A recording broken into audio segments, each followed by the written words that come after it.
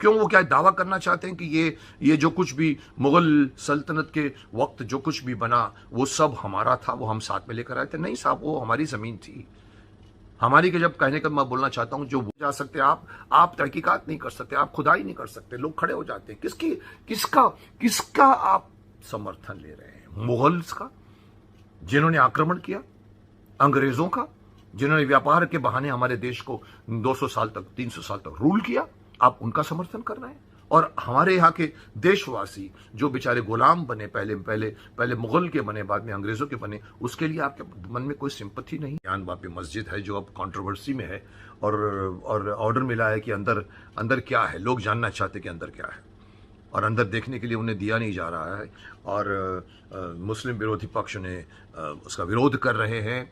Court में मामला गया है, लेकिन अल्टीमेटली कोर्ट ने ऑर्डर दिया है और वो लोग अंदर गए हैं, और आज कल में वो रिपोर्ट निकलेगी कि क्योंकि उसके बाहर मंदिर के बाहर में एक हमारे को शायद श्रृंगार देवी की मूर्ति मिल गई थी, तो उन्होंने कहा था कि इसके अंदर क्या है। जो आज एक रिसेंट मसला है, जो शुरुआत हुई थी बाबरी मस्जिद से, बहुत बड़े लेवल पे शुरू हुई थी, उसको तो 400 साल लगे थे, लेकिन आज धीरे धीरे आजकल जैसे आप देखते ताजमहल के बारे में भी ये बात फैलनी शुरू हुई कि ताजमहल नहीं, वो एक राजमहल था, दावे किए जा रहे हैं। एक सांसद ने तो, जयपुर की जो सांसद है, उन्होंने तो कहा था हमारे पास डॉक्यूमेंट्स हैं, वहाँ पर तो सिर्फ एक महल था हमारा, या आप कह सकते हैं कि एक बंगला टाइप था या बड़ा था, जिसको शाहजहां ने पसंद किया और ख़रीद लिया। अब ये बात सुनने में हमें आश्चर्य होता है कि अब तक हमने ये बात क्यों नहीं सुनी।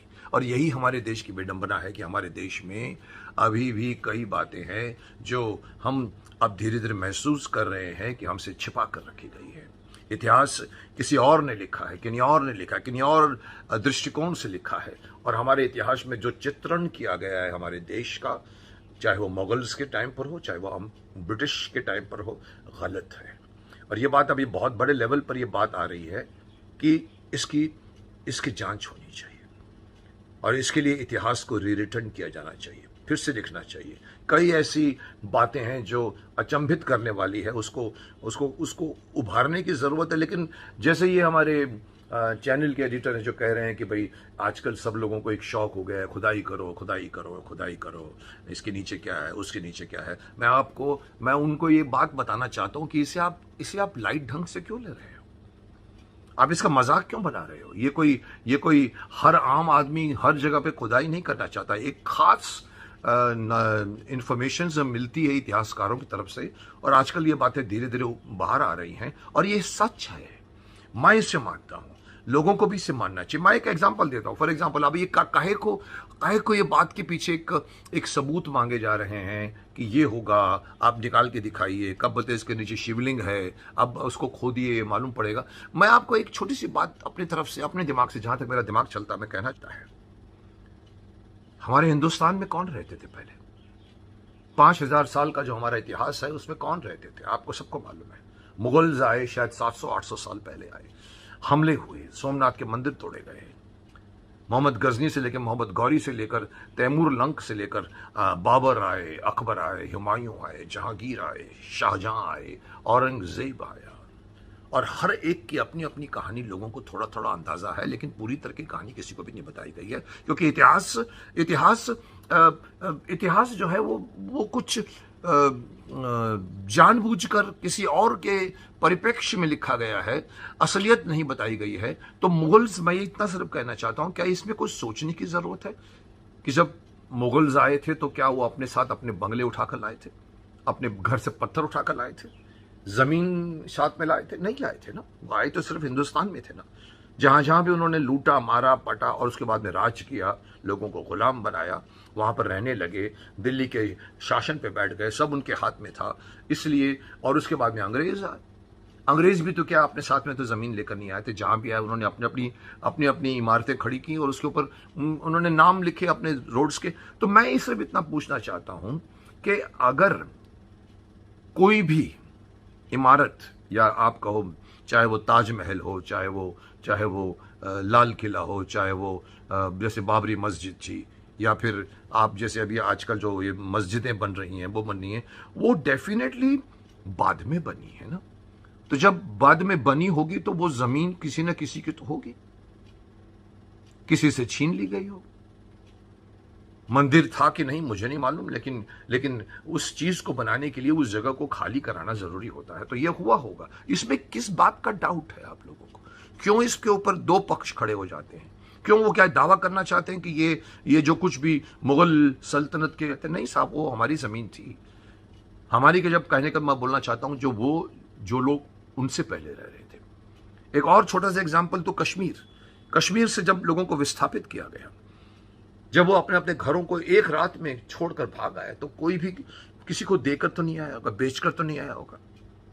उसके बाद से जो लोग ने वहां रहे होंगे, उन्होंने इस पर कब्जा कर लिया होगा। उनको कोई लीगली उनके डॉक्यूमेंट्स बनाकर, उनको तो जमीन नहीं होगी उनकी ना, उनको तो कब्जा कर लिया गया है। तो वो डेफिनेटली किसी और धर्म अलग है, रीति अलग है, रिवाज अलग है, तो डेफिनेटली उस घर को चेंज किया गया। वहां अगर मुस्लिम रहते तो अपने हिसाब से उस घर को चेंज करेंगे, क्योंकि इबादत अलग होती है, पूजा अलग होती है। तो वहां तो डेफिनेटली हुआ होगा। तो वहां पे तो कोई सबूत की जरूरत तो नहीं है कि ये भाई इसके नीचे क्या है, इसके नीचे क्या नहीं। इसके नीचे डेफिनेटली हिंदुओं की प्रॉपर्टी है। तो अगर मुझे हैरानी होती, इवन अगर बहुत दूर भी थोड़ा सा जाएं, तो पाकिस्तान देख लीजिए आप। जब बंटवारा हुआ, कई लोग वहां से भाग कर आए। हमारे घर वाले भी वहां से पार्टीशन के बाद 47 से वहां से निकले थे। कई लोग तो ऐसे ही निकल गए, कुछ लोगों ने शायद बेचा भी होगा, पर वक्त नहीं था बेचने का, और वो निकल आए। और उसके ऊपर वहां डेफिनेटली वहां के रहने वाले जो बच गए थे, जो मुस्लिम्स थे, डेफिनेटली उन्होंने वो घर को हथिया लिया होगा या कब्जे में ले लिया होगा। घर से कोई आदमी चला जाए, अपने घर को देखे वहां पर, तो वो बोलेगा कि ये मेरा घर यहां पर था, पर ये मेरे को पहचान में नहीं आ रहा। तो डेफिनेटली बदलाव तो होगा, क्योंकि रहने वाले अलग है, उनकी रीति रिवाज अलग है। तो जब यहां ये हो सकता है, तो मुगल्स के टाइम पे क्यों नहीं हुआ?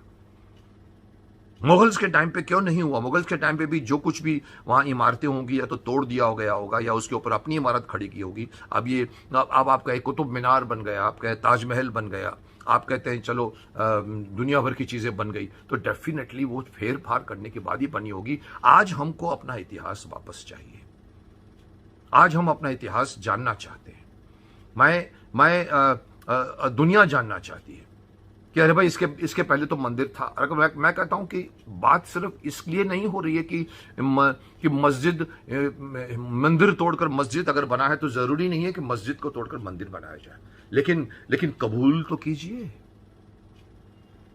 मैं यहां तक चाहता हूं कि ये पता लगा जाए कि ये जो अभी बनी हुई है, वो शाहजहां ने बनाई थी कि नहीं बनाई थी। इससे कोई धर्म का, अगर शाहजहां ने वो इमारत खरीदी थी या हथिया ली थी या खरीदी थी, जैसे कहते हैं जयपुर घराना कहता है कि उन्होंने ये जमीन हमारे पास थी, हमारे पास पेपर्स हैं, तो उन्होंने वो मकान ले लिया होगा जिसका नाम चेंज करके ताजमहल रखा होगा। राजमहल तो रखेंगे नहीं। तो इसमें कंट्रोवर्सी किस बात की है? ये चीजें ये बताती हैं कि जो कोई भी आता है, वो पुरानी जमीन को चेंज करके अपना स्ट्रक्चर खड़ा करता है। तो उन्होंने खड़ा किया होगा। मैं अंत में एक छोटा सा और आर्ग्यूमेंट दूंगा। मैं गूगल से देख रहा था, गंगा नदी गंगोत्री से निकलती है, और जाके बांग्लादेश में जाके वहां पर पूरी गंगा नदी का पूरा, नॉन बिकॉज मैं गंगा पुत्र हूं इसीलिए, पर मुझे लगा कि मुझे बहुत इंटरेस्ट है इस बातों में। मैंने कहा चलो गंगा नदी का पूरा रास्ता देखते हैं।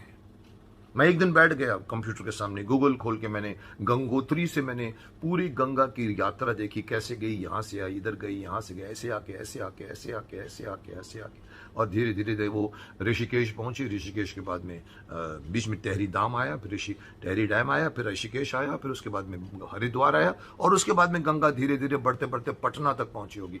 मैंने एक चीज गौर किया, आप भी देखिएगा तो गौर कीजिएगा। मैंने डिटेल्स में गूगल में नजदीक जाकर देखना शुरू किया। गंगोत्री से लेकर हरिद्वार तक आपको हजारों मंदिर मिलेंगे बीच में। चंडी का मंदिर होगा, शिव जी का मंदिर होगा, अंबे का मंदिर होगा, ब्रह्मा का मंदिर होगा, विष्णु का मंदिर होगा। आपको जगह जगह पर आश्रम मिलेंगे, हिंदुओं के आश्रम मिलेंगे, क्योंकि लोगों ने जगह जगह पर जगह लेके बना दी है। लेकिन आप जैसे ही हरिद्वार क्रॉस करोगे, 200-300 आश्रम बन गए हैं साधुओं के, संतों के, और लेकिन अब जैसे ही अगर आपको नाम सब मिलेंगे हिंदू, लेकिन जैसे ही आप हरिद्वार क्रॉस कर जाओ, आप यूपी में एंटर करो, आप देखो आपको सडनली नाम चेंज हो जाते हैं। गढ़ आ जाता है, पुर आ जाता है, शाहजहांपुर हो गया, मुजफ्फरगढ़ हो गया। आप जितने भी नाम पढ़ोगे आपको मिलेंगे कि मुगल शासन से ये नाम आए हैं, तो पहले के नाम क्या नहीं थे वहां पर। आप देखिए, आपको मुजफ्फरगढ़ मिलेगा, शाहजहांपुर मिलेगा, मिर्जापुर मिलेगा, या जितने भी नाम उनके होते हैं उन उसके हिसाब से, इवन इलाहाबाद, इवन ऑल दोस्त करते करते करते अगर आप नीचे तक आते जाएं तो आपको रास्ते में सारे के सारे ये सब अतिक्रमण वाले लोग हैं। इन्होंने अतिक्रमण किया होगा तो वहां के लोगों का नाम भी हिंदुओं पर नहीं है। हिंदू वहां रहते थे पहले, ये बात पे तो कोई कंट्रोवर्सी, कोई भी कॉन्टेस्ट नहीं कर सकता, कोई भी मुगल का वंशज या कोई भी आज के मुस्लिम्स भी हम पहले से रहते थे। नहीं साहब, आपकी आबादी उस वक्त बहुत कम थी, और वो नाम अगर उसके अंदर अगर हम जांच पड़ताल करते हैं तो ये जैसे हमारे एडिटर महाशय कहेंगे सबको खुदाई का शौक है, जमीन के अंदर तो कुछ भी तो निकलेगा ही ना। अरे साहब, लेकिन इसके साथ हमारा इतिहास जुड़ा हुआ है, आप क्यों मजाक उड़ा रहे हैं इस बात का। कबूल कीजिए कि इस वक्त इतिहास की छेड़छाड़ करनी बहुत आवश्यक है। मुगलों ने लिखा है, मुगलों के टाइम से इमारतें बन गई हैं, चेंज कर दिया गया, मंदिर तोड़े गए हैं। ये कोई मना नहीं कर सकता कि मंदिर नहीं टूटे हैं। सोमनाथ का मंदिर देख लो, आप जिसका भी कोई मंदिर देखो, आपने कहीं ना कहीं पर तोड़े गए हैं। और ये ओपनली इतिहास ये तो इसको नहीं छुपा पाया, लेकिन काफी चीजें छुपा दी गई हैं। जैसे अगर ये सच है कि शाहजहां ने ताजमहल नहीं बनाया था, एक बहुत बड़ी कहानी बन गई है उसमें। अपनी बीवी मुमताज के लिए उसने एक ड्रीम हाउस बनाया उसकी याद में, और जब वो जितने भी कारीगर भी बने उनके हाथ काट दिए गए कि ताकि आगे जाकर वो इस तरह की चीजों का निर्माण न कर सके। हम मान के चले, हमने स्कूलों में पढ़ा है या हमने सुना है। शाहजहां के छोड़िए, अकबर, जोधा भाई का भी इतिहास किसी को संदेहप्रस्त हो गया है। आप ये भी कहते कि अनारकली नहीं हुई थी, एक मुगल आजम फिल्म बन गई है, उस पर अनारकली फिल्म बन गई है। हमको ये सब सिखाया गया है, हमने कबूल किया है, उस वक्त कोई कंट्रोवर्सी नहीं। लेकिन आज सडनली माहौल चेंज हुआ है। लोग चाहते हैं कि भाई हम असलियत जानना चाहेंगे। क्यों ऐसी सब चीजें जो क्यों दुनिया भर औरंगजेब रोड होता है, या अकबर रोड होता है, या फिर जहांगीर पुरा होता है, या फिर आप अंग्रेजों के नाम के ऊपर एलिजाबेथ रोड होता है, सेंट जेवियर्स रोड होता है। ये सब नाम कहां से आए हैं? पहले तो थे नहीं ना, चेंज तो किए होंगे ना। जब उन्होंने चेंज किए हैं तो क्या हम नहीं चेंज कर सकते? मैं सिर्फ इतना कहना चाहता हूं कि ये सारे के सारे बातों को मैं पहले भी कह चुका हूं। इनकी यादाश्त को जो हमें थोड़ा सा बुरा फील कराती है, उनको चेंज कर दो। मैं ये नहीं कहता हूं कि अगर एक मस्जिद बन गया तो मस्जिद को तोड़कर मंदिर बना दो, लेकिन उनको कबूल तो करवाओ कि यस, आपने ये बाद में बनाया है, आप बाद के वासी हैं, हम पहले वाले वासी थे। तो ये तो कबूल करो। कबूल करने को भी तैयार नहीं साहब, अंदर कुछ नहीं है, आप कुछ नहीं अंदर जा सकते, आप तहकीकात नहीं कर सकते, आप खुदाई नहीं कर सकते। लोग खड़े हो जाते हैं। किसका आप समर्थन ले रहे हैं? मुगल्स का, जिन्होंने आक्रमण किया, अंग्रेजों का, जिन्होंने व्यापार के बहाने हमारे देश को 200 साल तक 300 साल तक रूल किया, और हमारे यहाँ के देशवासी जो बेचारे गुलाम बने, पहले मुगल के बने, बाद में अंग्रेजों के बने, उसके लिए आपके मन में कोई सिंपैथी नहीं है? ये जो सारे कम्युनिस्ट माइंडेड, जो ल्यूटन्स जिसे कहा जाता है, ये हमारे हिंदू पक्ष, ये हमारे जो कुछ भी हमारा सनातन धर्म है उसके खिलाफ सालों से बोलते चले आ रहे हैं। पिछले सरकार ने उनको अलाउ किया क्योंकि पिछली सरकार ब्रिटिश के रूल में रही थी, और बाद में जब उन्होंने इंडिपेंडेंस में लिया भी है, उसके पीछे भी बहुत कुछ छुपाया गया है। किस तरह से हमारा देश आजाद सडनली हो गया। नेहरू जी का और माउंटबेटन का क्या रिश्ता था, उनके बीच में कितने लेटर्स थे। वो लेटर्स को खोलो तो आपको मालूम पड़ेगा कि आजादी किस वक्त अचानक हमको 44 तक किसी को अंदाजा नहीं था, 47 में सडनली हमारे देश को आजाद कर दिया गया। So it was an arrangement, और वो अरेंजमेंट चली 60 साल तक, जिसमें क्रांतिकारियों को शहीदों का दर्जा देने से रोका गया। लोग कहते हैं कि इवन सुभाष चंद्र बोस भी इसलिए सामने नहीं आए थे। तो क्या वो चीज को बदलने की आवश्यकता नहीं है? हम आजाद मुल्क में रहते हैं, आजाद देश में की गुलामी को अभी भी अपने कंधों पर हमको क्यों लादना पड़ता है? क्योंकि सरकार चाहती है, सरकार के कुछ लोग चाहते हैं, कुछ इतिहासकार चाहते हैं, ल्यूटन्स चाहते हैं, कम्युनिस्ट लोग चाहते हैं, जो हमारे देश का नहीं है। कम्युनिज्म हमारे देश में नहीं है, पनपेगा भी नहीं और पनपना भी नहीं चाहिए।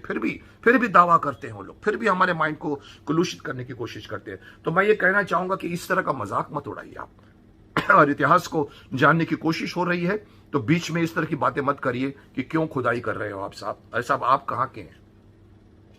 आपको अपने देश पर गर्व नहीं है, आपको अपने देश पर गौरव नहीं होता, आपको अपने देश के सनातन धर्म पर कोई गौरव नहीं है।